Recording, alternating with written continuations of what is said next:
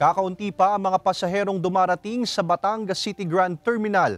Tiniyak naman ng pamunuan ng terminal na sapat ang bilang ng mga bus papunta at pabalik sa mga karatig probinsya.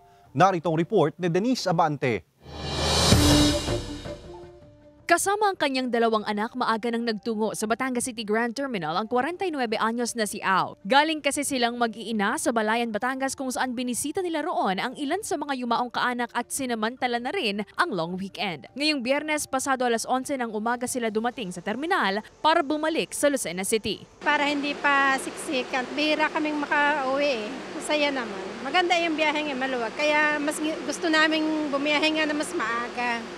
Para maiwasan yung mga haba ng pila. Maluwag pa ang sitwasyon kaninang umaga hanggang tanghali sa Batangas City Grand Terminal ng puntahan ng GMA Regional TV Balitang Southern Tagalog. Walang pila ng mga pasaherong pabalik sa kani-kanyang trabaho at karatig probinsya, kaya ang konduktor na itong si Velderio umaasa sa dagsa ng pasahero bukas hanggang sa Linggo para sa mas maganda raw na kita. Halos dumodoble raw kasi ang kanilang kinikita tuwing peak season. Mas okay yun, ma'am. Maraming pasahero para maano din sa kumpanya po. Dahil nakakatulong din sa amin yun. Kung walang pasahero, di wala din. Kung maraming pasahero, yun, may kitain kami naman.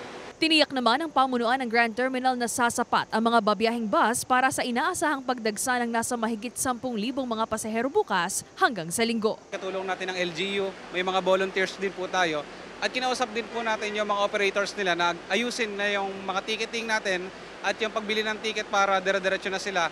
At sa pag-aasikaso ng bawat dispatchers natin ay malimitahan na yung mga problema. Maaga na ring babalik sa Bulacan ang 18 anyos na si Nicole na mula pa sa Padre Garcia. Doon kasi siya nag-birthday at pabalik na sa Bulacan para naman sa pasukan.